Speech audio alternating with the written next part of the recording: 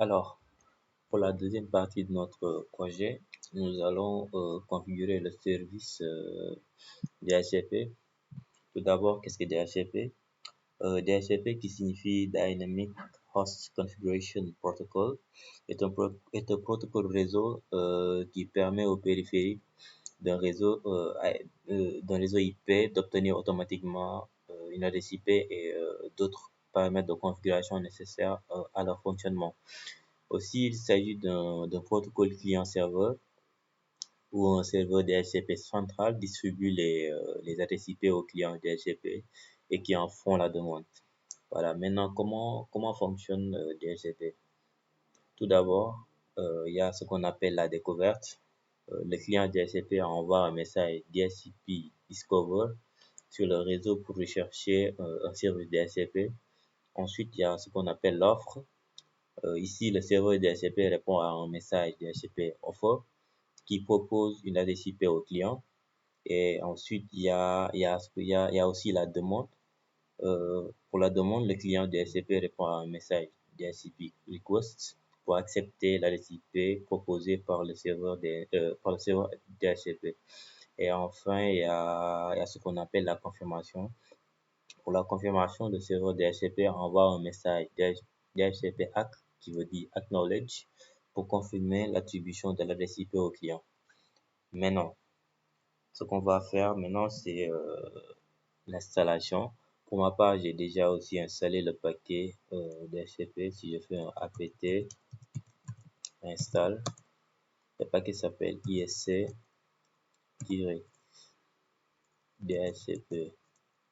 serveur. On peut mettre l'option eject aussi pour ne pas qu'il nous demande de confirmer. Je vais entrer, voilà. Vous voyez que les paquets ont déjà été installés. Voilà, donc si je fais un dpkg-l grep DHCP, voilà. Il y a le DHCP client qui est là, il y a le DHCP commande ainsi que le DHCP serveur qui est là. Voilà. Maintenant, la prochaine étape consiste à copier le contenu du fichier isc-dhcp-serveur dans ISR Save, un fichier que je vais créer au cas où il y a des problèmes au niveau de mon fichier, de restaurer les fichiers de base.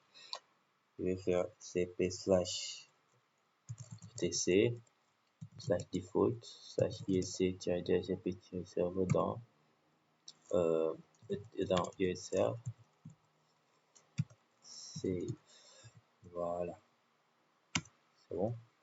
Je vais aussi copier le contenu du fichier dhcpd.conf dans ISR Save etc dhcpd.conf dans ISR Save aussi. Voilà. Maintenant, qu'est-ce qu'on va faire là? On va éditer le fichier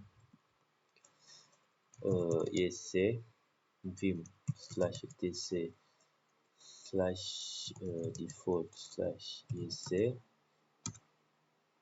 Voilà. Ici, ce qu'on va faire, d'abord, on va importer le fichier setmu. Voilà.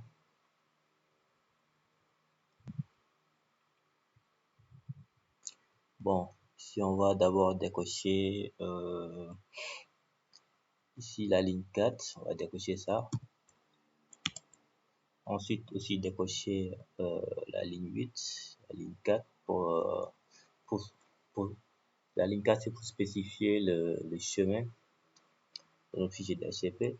Ensuite, décocher aussi le PID au niveau de la ligne 8 et au niveau de la ligne 17. On va spécifier ici le nom de notre carte réseau. Le nom de notre carte réseau qui est ENP0S3. Voilà, et on n'a pas besoin d'adresse IPv6 ici, on va cocher ça. C'est bon. On va mettre un dièse devant pour voilà. Et maintenant, on va enregistrer. Voilà les modifications qu'on a fait ici. D'abord, au niveau de la ligne 4, spécifier le nom, pour spécifier le chemin de de la configuration de notre DHCP avec le dessin IPv4, aussi notre PID. Voilà. Maintenant, on enregistre le véhicule. Voilà.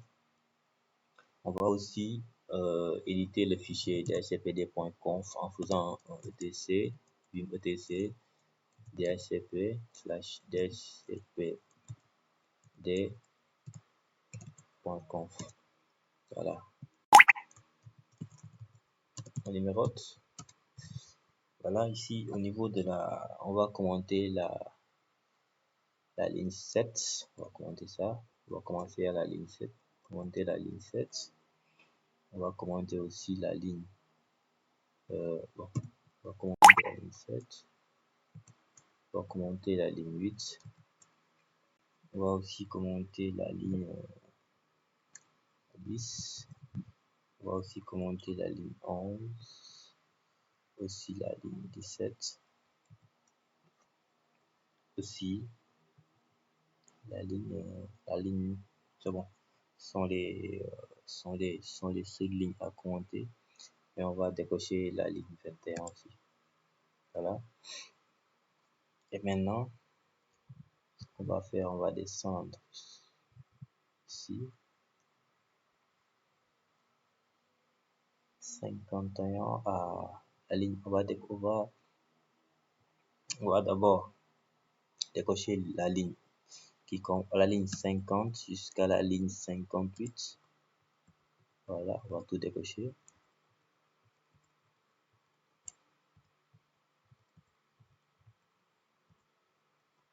Voilà. Ici, la première chose à faire, c'est de modifier notre adresse réseau qui est le 192.168.100.0. Voilà, on est avec le masque /24. Voilà, là c'est le range, la plage d'adresse qu'on va louer à nos machines clientes. On va partir de 192.168.100.10. On va commencer par 10 jusqu'à 192.168.100.30 par exemple. Voilà. Maintenant, on va aussi modifier l'option domaine name server. Voilà.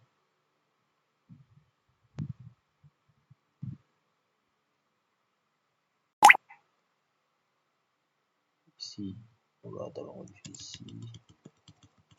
On va mettre notre nom de domaine qui est ahmed.sn. Voilà.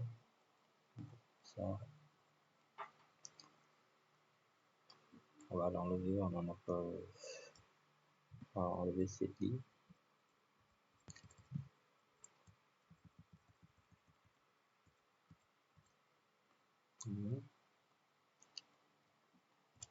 Option routeuse, on met notre adresse IP 192.168.100.1. Si le broadcast 192.168.100.255 pour le podcast, et laisser le default list time ainsi que le max list time. Voilà.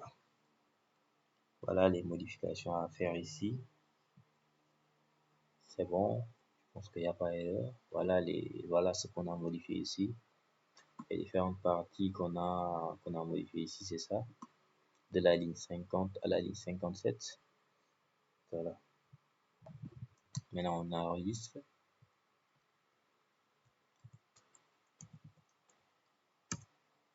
Voilà. On va redémarrer SCP, système.ctl, star, ISL,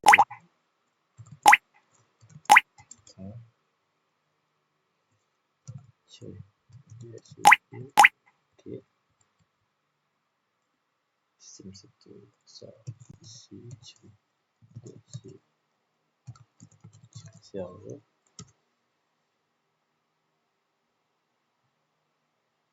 ok, DHCP2,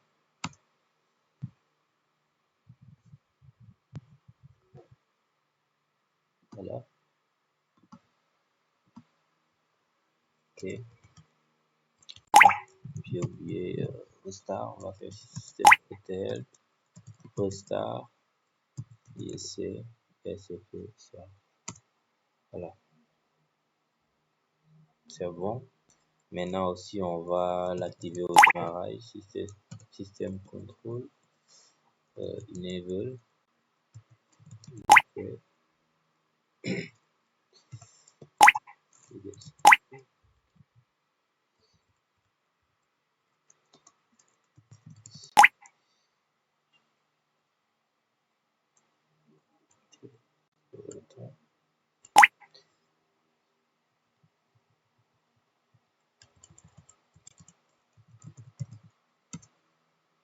voilà,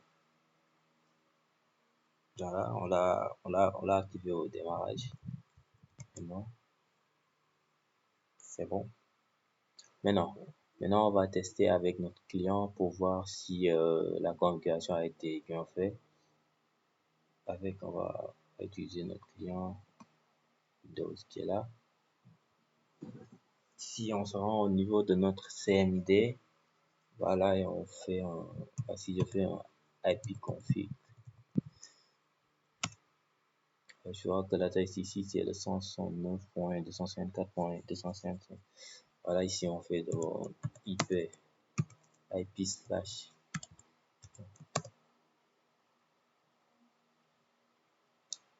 ipconfig slash release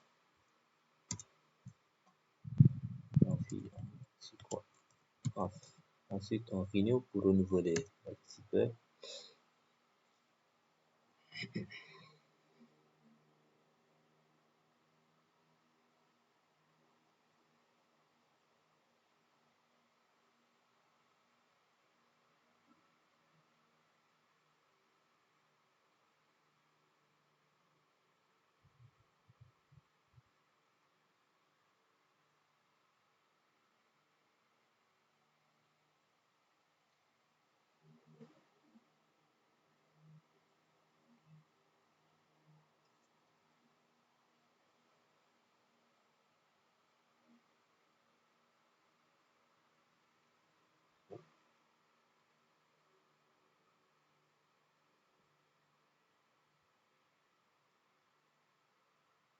Bon,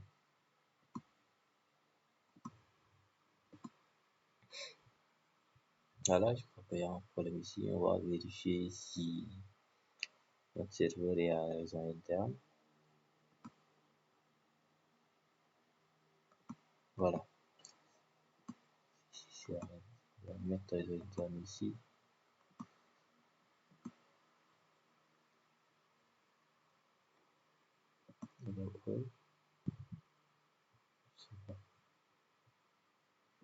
On va relancer la commande.